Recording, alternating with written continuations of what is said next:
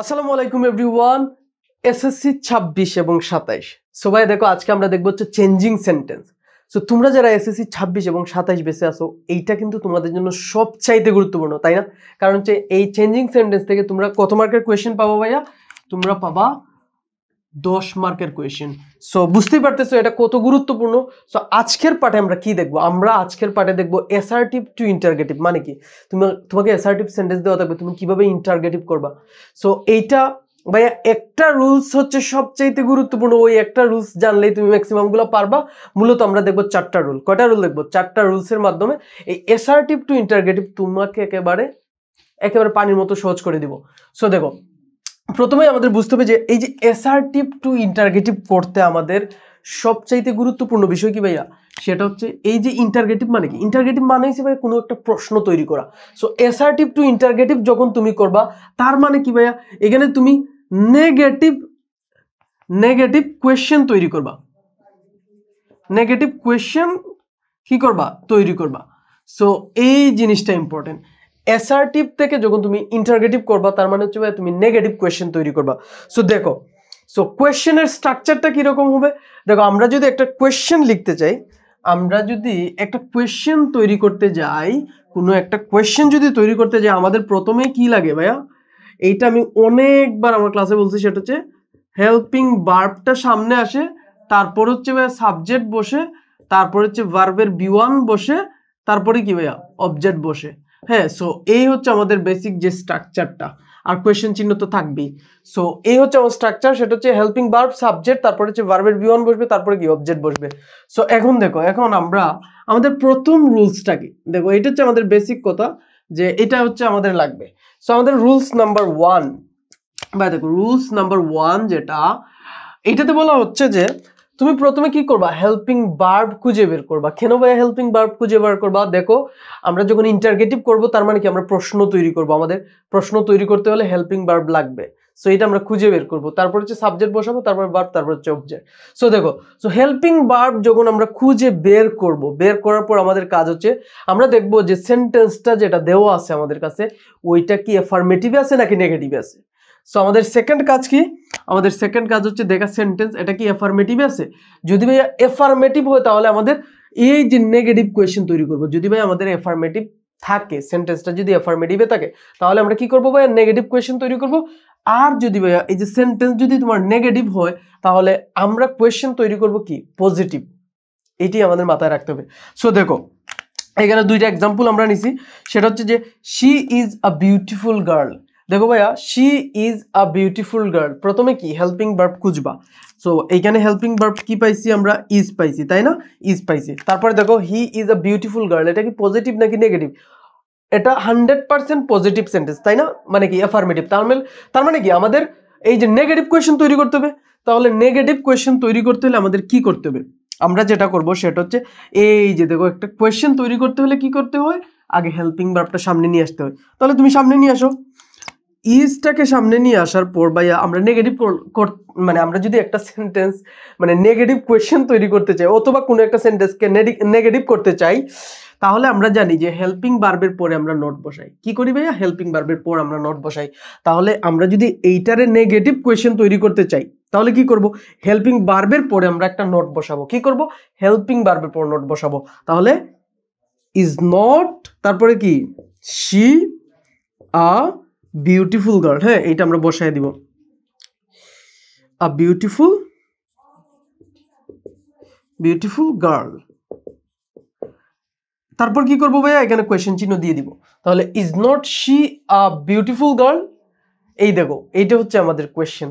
তার মানে কি? এইটা হচ্ছে আমাদের ইন্টারগেটিভ সেন্টেন্স। যেটাই প্রশ্ন ভাইয়া, ওইটাই ইন্টারগেটিভ সেন্টেন্স। তোমরা যদি আমার পূর্বের ক্লাস মানে সেন্টেন্সের ক্লাসটা দেখো না, তাহলে ওইটা দেখে আসো। ওইখানে কিন্তু আমরা এই সেন্টেন্স নিয়ে আলোচনা করছি। আমরা জানি যে চেঞ্জিং সেন্টেন্সে তোমার এটা লাগবে, তারপর হচ্ছে তোমার টেক কোয়েশ্চেন করলে ওইটা লাগে। সো অবশ্যই তোমাকে আগে সেন্টেন্স বুঝতে হবে ভালোভাবে, যদি তুমি একাডেমিক লাইফে ভালো কিছু করতে চাও। তাহলে দেখো, তাহলে কি করবো ভাইয়া? আমরা এই ইজ নটকে যদি আমরা সংক্ষেপে লিখি, তাহলে কি লিখবো? ইজেন্ট লিখবো। ইজেন্ট মানে কি? Is not a construction from. তাহলে isn't she a beautiful girl, বাস।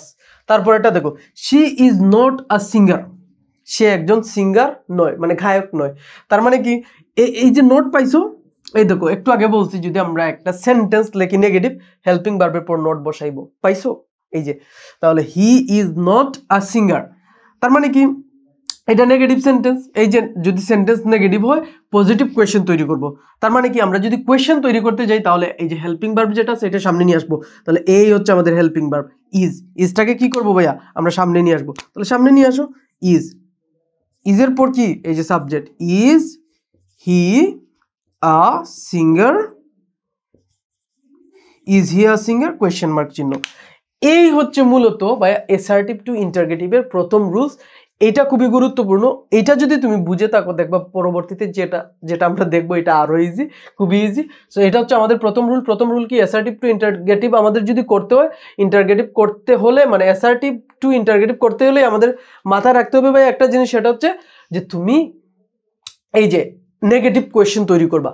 দেখো যদি তোমার কাছে সেন্টেন্স থাকে অ্যাফার্মেটিভ তাহলে নেগেটিভ কোয়েশ্চেন তৈরি করবা, আর যদি ভাই তোমার কাছে সেন্টেন্স থাকে নেগেটিভ তাহলে কি পজিটিভ কোয়েশ্চেন তৈরি করবা। তার মানে কি ইন্টারগেটিভ মানে হচ্ছে প্রশ্ন তৈরি করা। সো ভাই এখন আমরা দেখবো সেটা হচ্ছে রুলস নাম্বার 2। দেখো যদি রুলস নাম্বার 2 খুবই ইম্পর্টেন্ট এবং এইখানে আমরা কিন্তু খুব বেশি ঝামেলা করে ফেলি। কিভাবে দেখো, যখন আমরা ভাই হেল্পিং ভার্ব খুঁজে পাই তখন তো আমাদের জন্য কোয়েশ্চেন তৈরি করা খুবই ইজি। ওই হেল্পিং ভার্বকে আমরা সামনে নিয়ে আসি, যদি পজিটিভ থাকে নেগেটিভ করি, নেগেটিভ থাকলে পজিটিভ করি, তাহলে আমাদের কোয়েশ্চেন হয়ে যায়। এখন দেখো যদি আমরা হেল্পিং ভার্ব খুঁজে না পাই, এটা যদি আমরা ভাইয়া খুঁজে না পাই তাহলে আমরা কি করব, তাহলে আমরা টেন্স অনুযায়ী ডু ডাজ এবং ডিড দিয়ে প্রশ্ন তৈরি করব। কি করব ভাই আমরা টেন্স অনুযায়ী ডু ডাজ এবং ডিড দিয়ে প্রশ্ন তৈরি করব। এখন দেখো এখন আমরা এদিকে একটু খেয়াল করি, এই এক্সাম্পল আমরা একটু পড়ে দেখি। দেখো যদি তুমি দেখো ভাইয়া এই যে দেখো হেল্পিং ভার্ব কিন্তু টেন্সেও আছে, তাই না? যেমন প্রেজেন্ট কন্টিনিউয়াসে খুব সরাসরি আমরা পাই, বাট প্রেজেন্ট ইনডিফিনিট টেন্সে আর পাস্ট ইনডিফিনিট টেন্স আমরা খুঁজে পাই না, তখন আমাদের সমস্যাটা হয়। সো এই প্রেজেন্ট ইনডিফিনিট আর পাস্ট ইনডিফিনিটের ক্ষেত্রে আমরা এখন দেখবো যে আমরা কিভাবে এটা তৈরি করব। দেখো প্রেজেন্ট ইনডিফিনিটে সাবজেক্টের পরে বা ভার্বটা বসে, সাবজেক্টের পরে ভাইয়া কি বসে এই ভার্বটা বসে। এই যে সাবজেক্ট আছে না ভাইয়া, এই সাবজেক্টের পরে ভার্বটা বসে। পাস্ট ইনডিফিনিটেও সেম কথা।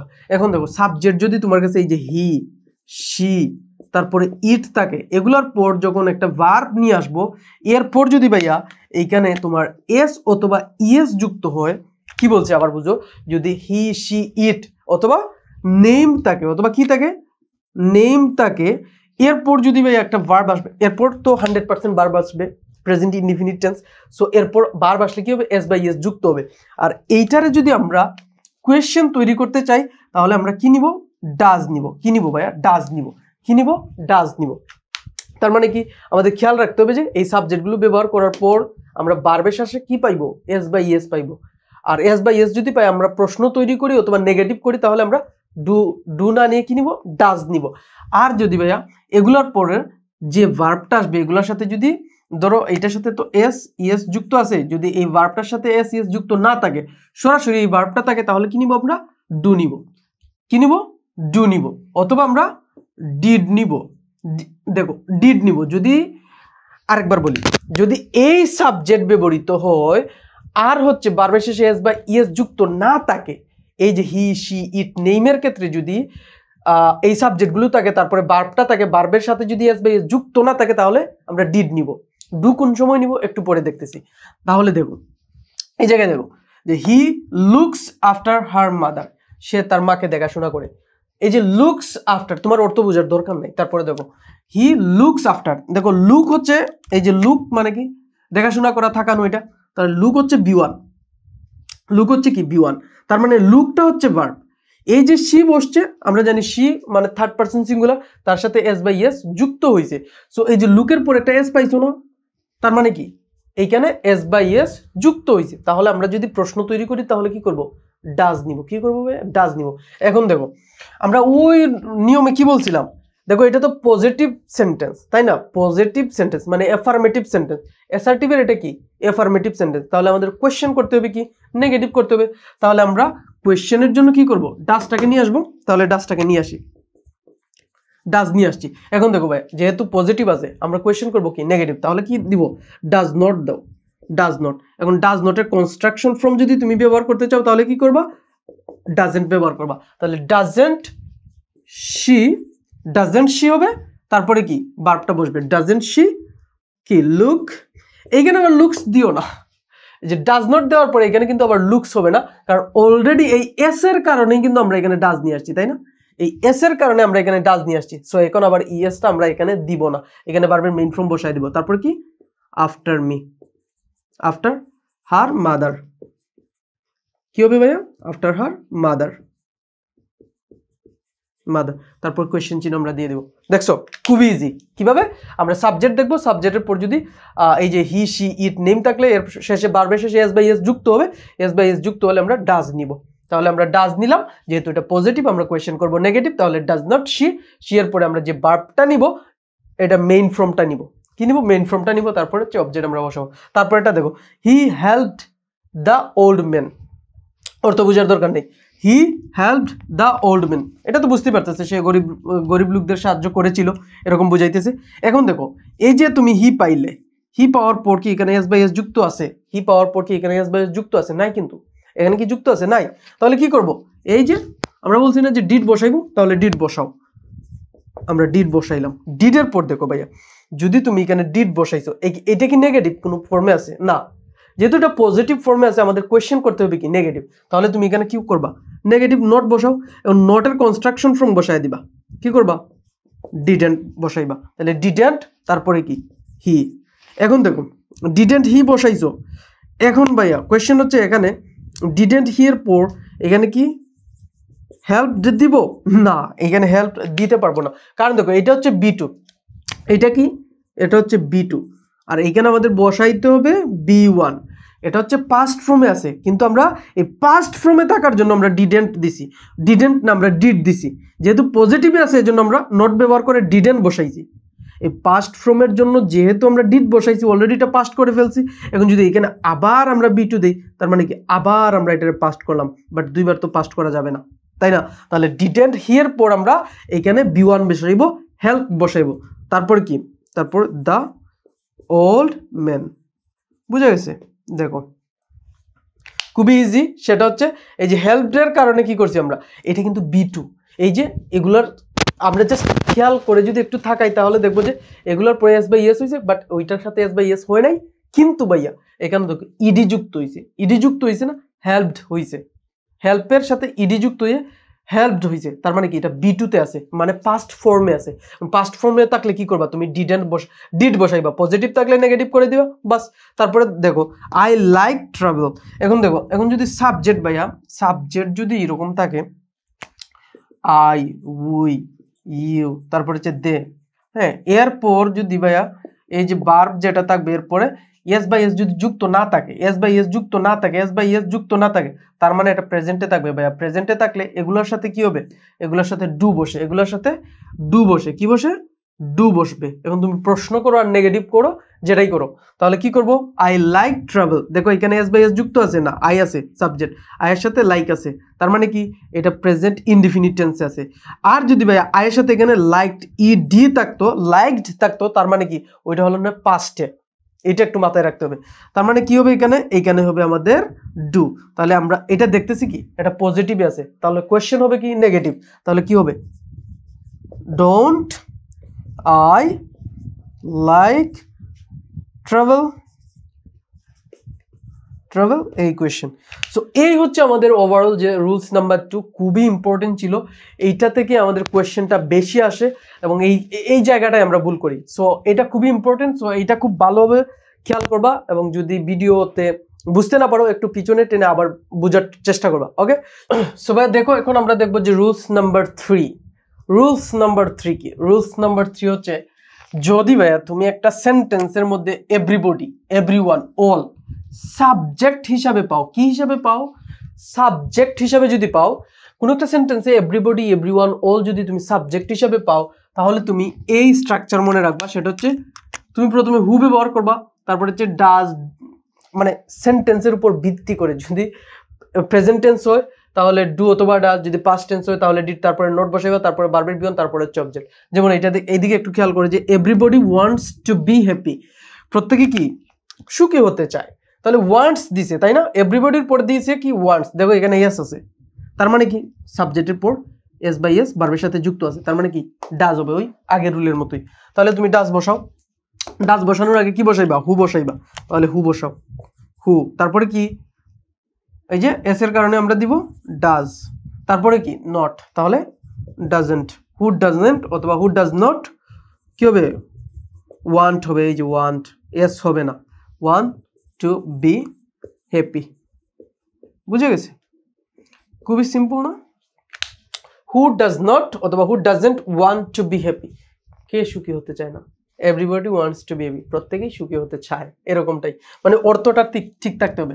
তারপরে দেখো নোবডি নো ওয়ান, এইটা যদি হয় কোন একটা সেন্টেন্সে যদি নোবডি নো ওয়ান মানে নান নো ওয়ান এগুলা সাবজেক্ট হিসাবে পাই, তাহলে আমরা জাস্ট কি করব, হুর পরে বাকি অংশ বসায় দেবো। যেমন nobody believes a liar, just এখানে কি করবা, হু বসাও, তারপর এটা বসায় দেবো, বিলিভস আ লায়ার।